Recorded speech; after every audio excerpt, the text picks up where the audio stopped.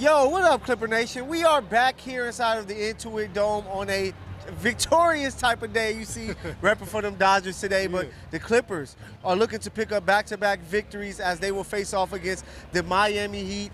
We're coming off of a crazy game where Kawhi Leonard took over that game, Beef, and did his part to help the Clippers win, to help them, get to 3-2. So, might come out here with my guy, Beef. We got to talk Kawhi Leonard. He was able to hit the game-winning buzzer-beater shot. What do you expect for him tonight to do for this team to pick up this victory against a feisty Miami Heat team? Well, the first thing Kawhi and the crew has to do is actually play with pace. They actually dead last in pace when it comes to pushing the pace all night. So they're going against the #1 team in the NBA when it comes to pace. They're young, they're energetic. Bam Adebayo, Mitchell, and the whole Miami crew is going to be here. So Kawhi has to be very active. And also Bradley Beal, he got to get in rhythm a little bit. He hasn't been in sync. He's been in and out of the lineup. So tonight I expect Bradley Beal to actually show why he's here to take care of the day. I'm going to take the cap off for this one. I would like to see John Collins, more of John Collins. It was talked about in the pregame presser, seeing more of John Collins. I think he's a key to deal with Bam tonight, because Zubac is going to have his chance with him, but he's also going to have to deal with some athleticism with John Collins. He's going to have a big opportunity to shine. But you talked about pace, and Coach talked about it, but I just think they like playing at a slower pace. They try to make teams play their style of basketball, which has kind of helped them this season. Do you feel the same? I feel the same, but you got to remember this team has been very active on the turnover side. So when you're turning over the ball, you can't really force your will when it comes to your pace. You're actually at the will of the other team. So if they necessarily cut down those turnovers, then they can oppose their will when it comes to pace. But if they don't take care of that, it's going to be a very long day. And it's going to be very interesting to see the bench play for the Clippers, whoever's going to come off that bench there. A guy who has shined bright for me, I know you're a guy that like defense, and I know KD is your guy, Chris Dunn. What type of impact can he have? Because instantly when he gets in the game, it changes the energy, and the thing he's able to do to guard the ball is top-notch. It's going to be Chris Dunn because he's a pest. If you remember the old days, Clipper fans, remember Pat Bev, how he used to get everybody and just keep ignoring them? That's the same thing Chris Dunn is doing off the bench, and he's being very effective with it. And it's also a good sign to see him knock down that three ball, because if he becomes that 3-and-D threat that we like I almost tongue-tied, 3-and-D specialist that the Clippers have long waited for, he's going to see an increase in his minutes. And a guy I think that not a lot of people talk about in that starting lineup that I think needs to get some praise because he's been doing some solid things. Of course, we know Kawhi. Of course, we know James Harden. Derrick Jones Jr. Definitely. I just think his athleticism stands out for this team. He's going to catch a lob that's crazy. You asked Coach last game, hey, talk about the energy that he brings when he makes a play like that. Just Derrick Jones, how special is he in that starting group? Because some people come in and say, I would like to see John Collins in that group, but I think Derrick Jones fits great next to those guys. Well, Flight 5 is always on time. I like that. When he necessarily takes off, you just got to make sure you Don't looking be up. under the rim. Don't be under the rim because he's coming down. So Derrick Jones Jr., another pest when it comes to defense and being active on the glass, energetic. And again, another individual that necessarily last year shot almost 43% from the right corner. So if he's knocking down that three ball, you got two individuals. KD, Derrick Jones Jr., it's like you're not missing anybody because it's literally as one person exits the court, you have another person come on the court doing the same thing. So the Clippers has all the pieces. It's just the pace. I know this is Unk Nation, but the Unks got to get in order a little bit. Unks got to give a little more than just one pace, So hopefully you can see them do a lot more. This Miami team coming off of a tough loss to the Los Angeles Lakers yesterday. So you want to see LA beat up on them double time. Definitely. So, the Clippers looking to get to 4-2. We expect them to do it. Who's that player that you feel tonight that's going to help the Clippers pick up this victory tonight? I'm actually going to stick with your player, Collins. Collins is going to be someone because he is that missing piece. He is the young guy on the team. If you look at everyone else, he's energetic, active on the glass. He could play 1 through 5, and that's something you need, especially with this Miami team, containing Bam, containing Mitchell, containing Norman Powell. Someone that can do that 1 through 5, and it also opens up that key attribute of small ball lineup that Ty Lue loves to throw out there every once in a while. And another name I want to give a shout out, former Bruin, Jaime Jaquez Jr., Triple J, shout out to you. But it's going to be about the Clippers tonight. And I'm going to go with the dagger himself, the claw, Kawhi Leonard. I hope you don't need another buzzer beater tonight. You know, that means the game going to be a little too close. Me and Beef might have a little heart attack. But I do think that Kawhi is going to come out, continue to play well. People forget. He is coming into this season as healthy as he's been in a long time. And what he's able to do offensively and defense is takes the Clippers to a whole nother level. We're going to be here after the game. Hopefully we're talking to you with smiles on our face because the Clippers took care of business. If not, we still going to be here no matter what. But let's see what's going to happen. Clippers, Miami Heat, Michael Beef, Full Clip Clippers Unleashed. We'll see you after the game. Let's go. Yo, what's up, Clipper Nation? Michael Matthew here of Full Clip Clippers Unleashed. And I am here outside of the Clips shop where you can get all of the latest and greatest when it comes to the Los Angeles Clipper. Dope jackets, shirts, caps, whatever you need. The Clip shop has it for you. And don't just listen to me. My guy Beav is inside to show you exactly what they will have for you this season. Hey, what's going on, y'all? It's your boy Beef, Clipper Nation, inside the Clip store. I'm gonna show you some new things. It's getting cold outside. I'm gonna show you this new Clipper jacket, windbreaker, very fashionable. We have Clipper hoodies. We even got my favorite. I know you probably seen me wear it last year. You're gonna see me wear it again this year. This new windbreaker, very simple, very sleek. You see how the Clippers do it. Los Angeles, you can wear it anywhere. We got Clippers jerseys, Clippers bags, whatever you like. Clippers basketball for the kids. It's so much merch in this store. I love this jacket, something nice and sleek. It's so much you can do in this store. We have jerseys top to bottom, so make sure when you stop here at the top in the Terrence level, stop here at the Clipper store and get your merch.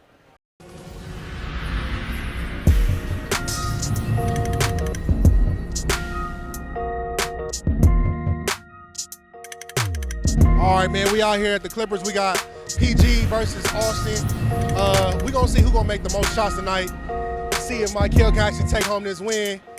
So far, it's not looking good for nobody right now. Let's see. All right, PG is up 34 zip, 52 zip.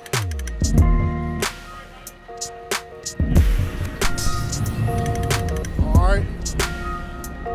PG think he can shoot. All this commentary given against players, and clearly he can't make it. All right, PG is up right now. It's looking kind of lopsided, but I got faith in Austin.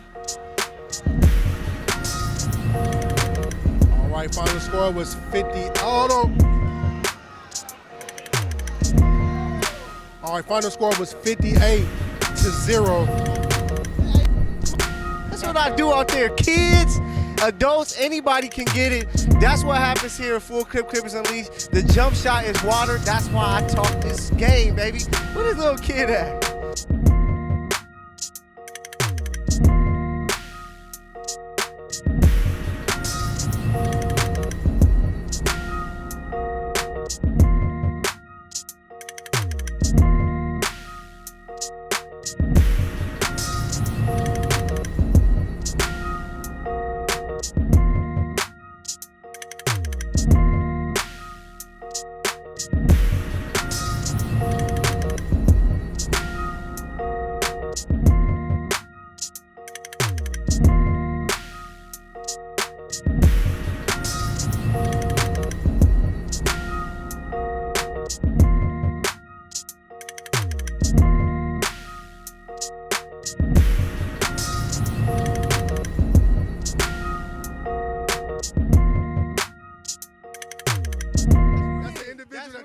Sports.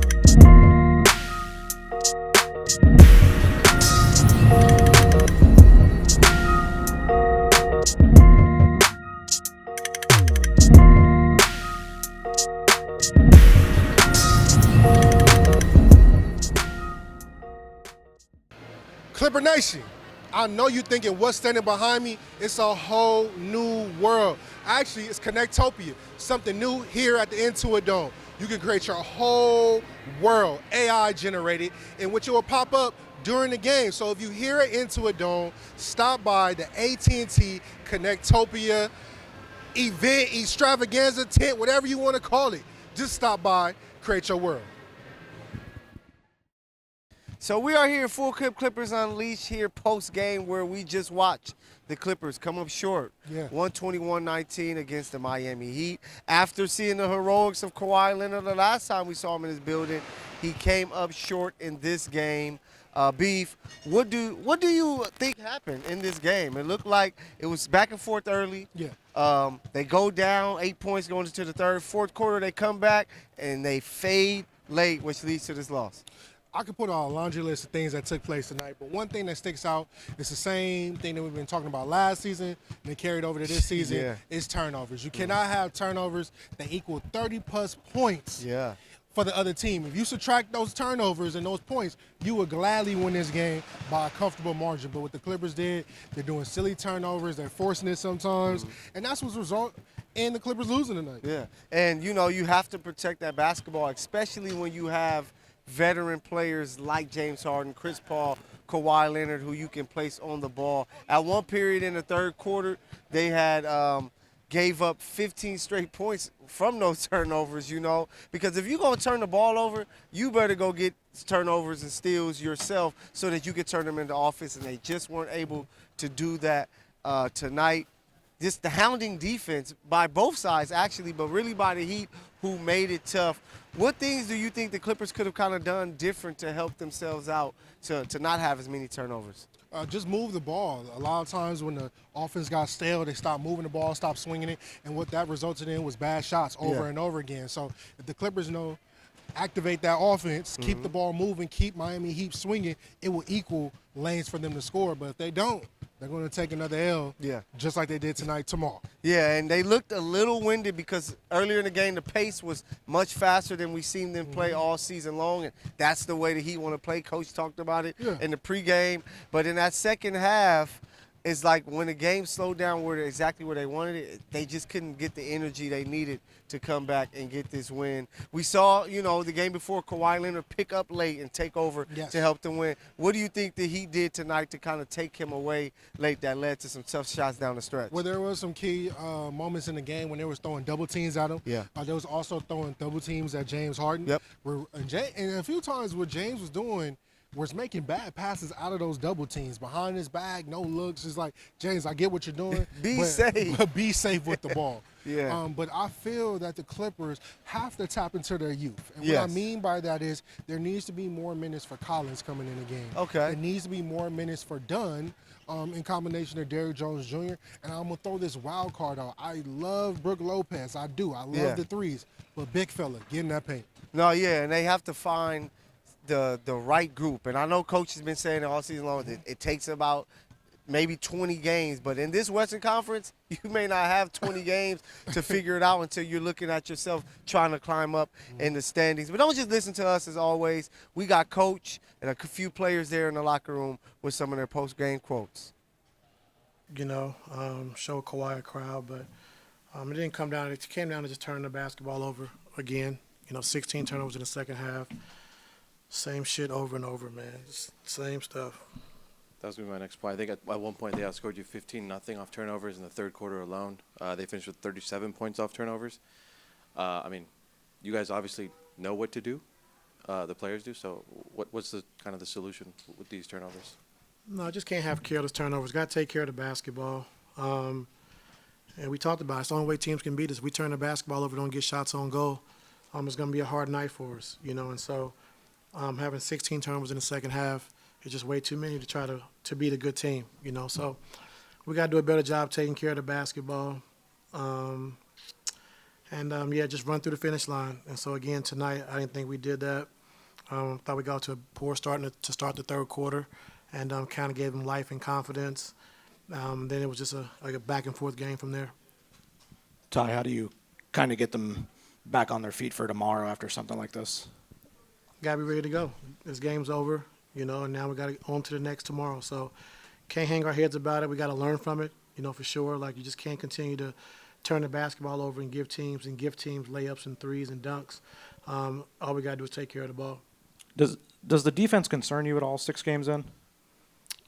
We got to get better for sure. But I got to look at it, like, did the offense, trigger the defense? Like, turn the ball over 21 times, giving 35 points, off turnovers. A lot of that has to do with the offense taking care of the basketball. And so we just got to be better with that. But I'll look at it. Like I said, it's not concerning. It's early. And we got to continue to keep getting better. We got to keep, growing and understand what we're trying to do defensively. But they attacked us. They were tough, defensively, and they had the mentality, we're going to get to the basket every single time or make a play for someone else. And so it made it tough. Coach, can you talk about Chris Dunn's performance in the third quarter when the game was close, but he was coming up with a lot of defensive stops and things like that? Yeah, KD's energy every single night, is great for us. What he does defensively, initiating offense when James is getting pressured, which is really good for us as well. And like I say, KD is, he's been great for us ever since he's been here. Coach, less than 24 hours, you guys face off against OKC. What type of challenges do you think they present? And what things can you guys learn from tonight's loss that you can carry over to tomorrow? Well, if we turn the ball over like we did tonight, it won't be close. I can tell you that. So they strive and thrive off turning teams over and getting out in transition. And so we got to do a better job of just taking care of the basketball. We know they're going to strip, they're going to grab, they're going to hold. But we got to be strong with the basketball. And so tomorrow night won't be any different. Coach, in the first half, the pace seemed rather fast. You guys scored 71 offensively and defensively. You guys look great. In the second half, they seemed a bit sluggish, a little slower. Was that intention to slow the game down, or were they just a little winded? Probably a little winded. I'm not sure. The way they play, the way they attack, there's no resting on the floor because they're constantly moving. They're constantly putting you in closeout situations, constantly making you get back on defense. And so, guys could have got worn down, but, we still got to do a better job taking care of the basketball. Ty, apologies if you were asked this already, but what were you hoping to see on that final play? Obviously, Kawhi one game removed from a game winner, and he had just hit a tough shot. Not, giving, calling a timeout, giving Spo a chance to kind of put in his defense where they want to fire or not, just try to catch him on the fly, which we did. But they loaded up, pretty good. So Kawhi didn't get the look he wanted to get. Ty, how much of just the turnovers, careless or not, are part of guys learning each other, and how much of it is just maybe just guys, I don't know. We got to be better. Could some of that be attributed to maybe not wanting to be selfish, a lack of aggression, trying to get guys involved? I don't know, but we got to be better.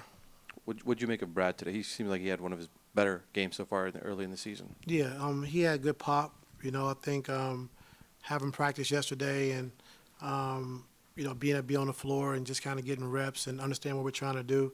And, he's coming along, and so continue to keep stacking days and games and having him on the floor is going to be important for us. I know it's right after the game, but are Kawhi and Brad, are they participants tomorrow? I'm not sure yet. Not sure. For both guys, that is? Yeah. Okay. Thanks. So we're back. We just heard from Coach, a couple of guys there in the locker room, and of course they're disappointed. They wanted to pick up this win, but they can't stay on this win too long. They got OKC coming in tomorrow night at an 8 p.m. start. What can, other than the turnovers, we saw some positive things, right? Yes. We saw Chris Dunn make some things happen. Definitely. We saw John Collins, like you mentioned, make some things happen. Zubac, he's not scoring like he was last year, but he was on the boards, dominating, doing his thing. What things do the Clippers need to do tomorrow, other than the turnovers being fixed, which they need, that can help them beat OKC? Pace. Okay. You thought tonight was a quick game. You have another quick team coming in tomorrow. SGA is not going to be playing with this team at all. If you watch Starting Five, he said he wakes up for the Clippers. Yeah. So he's going to be here. A champion is going to wake up and actually perform. This team is coming in undefeated. Yeah. So the Thunder are no one to play with. So, again, it's pace.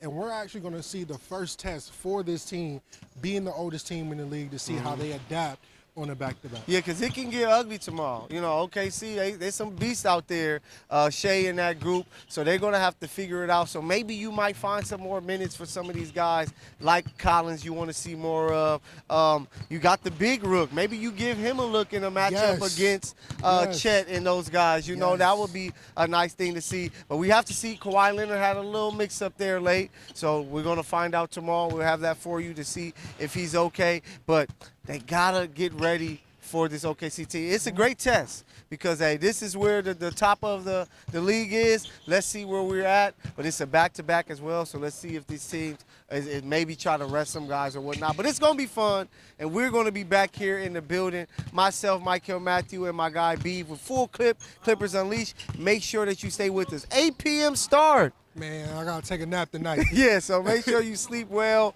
Fans, they need your support because it's going to be a great test tomorrow. We see you guys then. Let's go.